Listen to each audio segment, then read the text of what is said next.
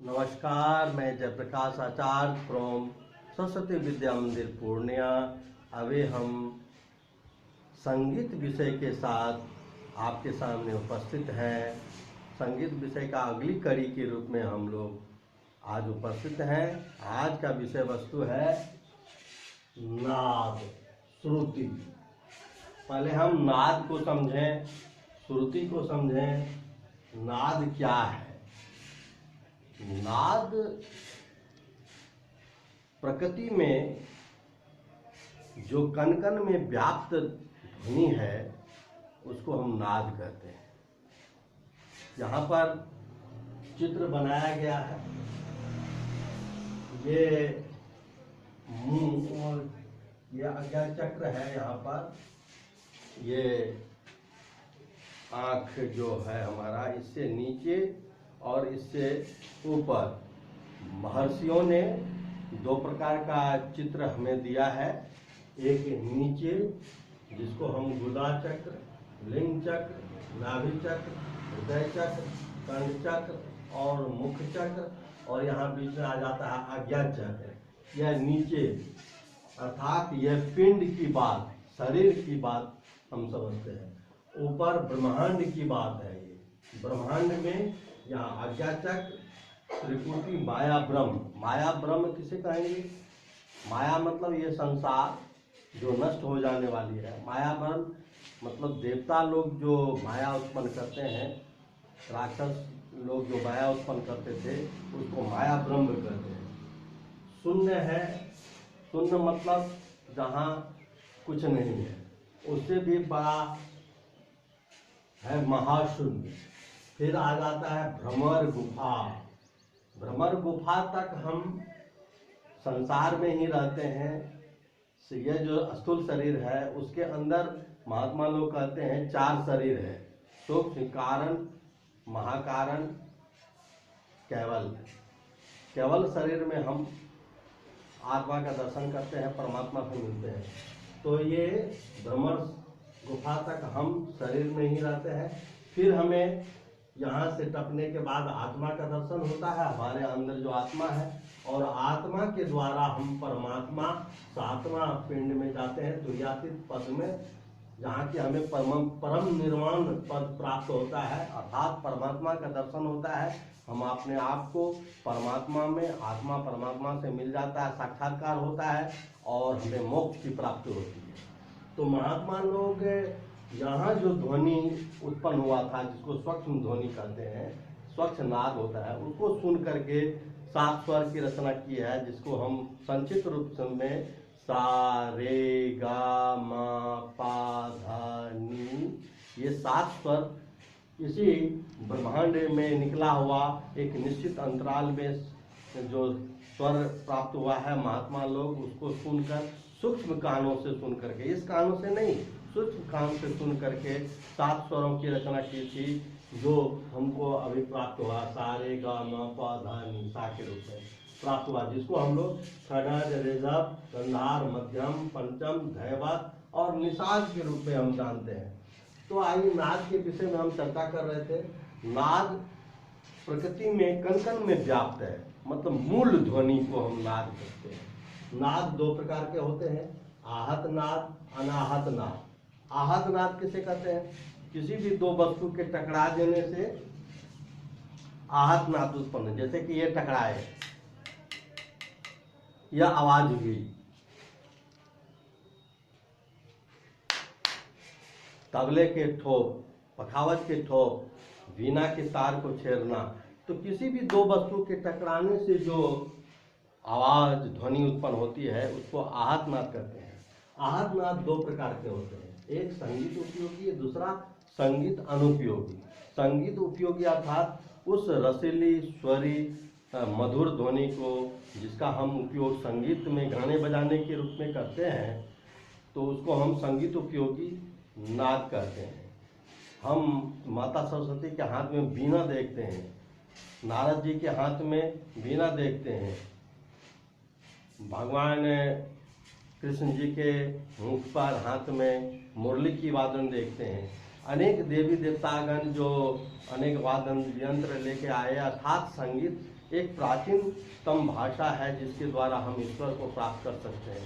संगीत एक साधन है जिसके द्वारा हम भक्तिमय रूप में हम ईश्वर को प्राप्त कर सकते हैं। उदाहरण के लिए हम लोग स्वामी हरिदास जी महाराज को जान सकते हैं, जो संगीत में इतने लिप्त थे, जो ईश्वर का दर्शन किया करते थे। चैतन्य महाप्रभु कीर्तन लेके आए, भजन लेके आए। सूरदास जी महाराज भक्ति रस में डूबे हुए थे। उसके बाद अनेक संगीत का इतिहास पुराना है। आइए हम कुछ उसके विषय में समझेंगे। संगीत उपयोगी नाद जो संगीत में उपयोगी होता है। संगीत से रसीली ध्वनि को हम संगीत उपयोगी नाद कहते हैं। जैसे तबले का वादन, वीणा का वादन, मुरली का वादन, गायन वगैरह संगीत नाद है। असंगीत अनुपयोगी नाद अर्थात वैसी ध्वनि जो कर्कश सुनाई पड़ती है, जैसे मशीन का खटखट, गाड़ी का फटफट, ट्रैक्टर का चट-चट, ये अन्य ध्वनियाँ प्रकृति में व्याप्त होती हैं। जो मशीन का खटखट या किसी भी प्रकार का कोलाहल या हल्ला गुल्ला जो संगीत से कोई लेना देना नहीं है, संगीत में उसमें कोई मतलब नहीं है, उसको संगीत अनुपयोगी नाद कहते हैं। आइए संगीत में नाद और उसके बाद अनाहत नाद आता है। अनाहत नाद वैसी नाद जैसे कुछ लोग कहते हैं कि कान को दोनों पर्दों को बंद कर देने पर साय साय की आवाज़ होती है, तो उसको हम अनाहत नाद कहते हैं। लेकिन यह बिल्कुल गलत है। जैसे डॉक्टर का आला लेकर के हम दूसरे का बॉडी या नर्व्स देखते हैं, उसमें भी आवाज़ कुछ आती है, तो उसको अनाहत नाद कहें, यह भी सर्वथा गलत है।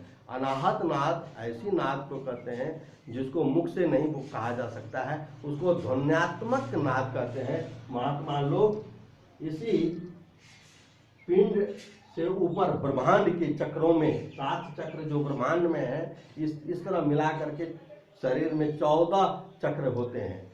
और धर्मशास्त्र में 14 लोकों का वर्णन है। अर्थात हमारे शरीर में 32 करोड़ देवी देवता हैं और सबका आस्थान निमित्त है, और 14 लोक भी है हमारे शरीर में। हमारा शरीर एक विशेष प्रकार का बना होता है। यह महात्मा लोग प्रवचन में अपने बताते हैं। तो महात्मा के द्वारा ही यह 7 स्वरों की रचना हुई थी। इसका संगीत का इतिहास में हमें प्राप्त होता है। तो ईश्वरीय नाद को ही अनाहत नाद कहते हैं। उसको सुरत शब्द योग साधना के द्वारा प्राप्त कर देते हैं। अर्थात जब हम आज्ञा चक्र में पहुंचते हैं, आज्ञा चक्र में बिंदु ध्यान करते हैं, बिंदु ध्यान में हमें अंदर में रोशनी प्राप्त होती है, सूर्य का उदय होता है। इस सूर्य से कई गुना रोशनी पैदा करने वाले अंदर में रोशनी होती थी। महाभारत में भी आपने देखा है कि दिव्य दृष्टि अर्थात आज्ञा चक्र में बिंदु ध्यान करके हम अंदर में ज्योति स्थापना करना। तीसरी आँख के बारे में आपने सुना होगा। तीसरी आँख जो भगवान शिव शंकर जी के खुलती थी तो सारा चीज जल के राख हो जाता था। तो तीसरी आँख अर्थात मन की आँख अर्थात दिव्य ज्योति जो आज्ञा चक्र से शुरू होता है। महात्मा लोग बताते हैं आज्ञा चक्र खुलने के बाद ही आगे हम बढ़ सकते हैं। और शून्य महाशून्य में हम शब्द साधना जिसको नादानुसंधान कहते हैं, महात्मा लोग बताते हैं। तो नाद जो आती है वह ईश्वरीय ध्वनि आती है, वह डायरेक्ट ईश्वर से ध्वनि आती है। वहाँ किसी प्रकार का वाद्य यंत्र की आवश्यकता नहीं है। हमारे महर्षि जी स्वामी महर्षि दास जी का प्रवचनों में उनके पदों में आया है, वहाँ घंट शंख नगारे का किसी प्रकार की मुरली न बीन तारा, किसी भी प्रकार का आवाज़ की जरूरत नहीं है। वह स्वतः उत्पन्न होते रहता है, आते रहता है आवाज़। उसको ध्वन्यात्मक आवाज़ कहते हैं। उसको हम इस कान से नहीं, सूक्ष्म कान से हम अंदर प्रवेश करने के बाद ही सुन सकते हैं, जिसे महात्मा लोग सुन करके 7 स्वरों की रचना की है। अनाहत नाद ईश्वरीय नाद है। इस प्रकार नाद 2 प्रकार के, आहत नाद, अनाहत नाद।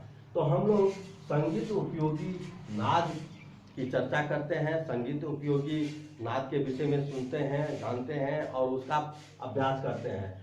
नाद के बाद आता है श्रुति। श्रुति का अर्थ होता है जो कानों को स्पष्ट सुनाई पड़े। श्रुति का अर्थ एक वेद भी होता है। श्रुति मतलब सुनना, ऐसी ध्वनि जो कानों को स्पष्ट सुनाई पड़े एक अंतराल पर। और सा जो है पहली श्रुति पर है, रे 5वीं श्रुति पर है, ग 8वीं श्रुति पर, और म 10वीं श्रुति पर, प 14वीं श्रुति पर, ध 18वीं श्रुति पर और नी 21वीं श्रुति पर है। इस प्रकार श्रुतियों की संख्या महर्षियों ने 22 बताई है। तो 22 श्रुति है हमारे पास। उसी प्रकार 4 श्रुति वाले जो स्वर होते हैं सा म प, और 3 श्रुति वाले स्वर जो होते हैं रे ध, 2 श्रुति वाले स्वर ग नी।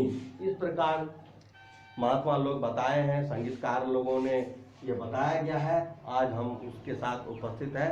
नाद और श्रुति का वर्णन इस प्रकार है, इसको हम लोग सुने समझे। अगर आपको ये चैनल पसंद आती है तो चैनल को सब्सक्राइब कर बेल आइकन दबाएंगे। धन्यवाद, थैंक यू।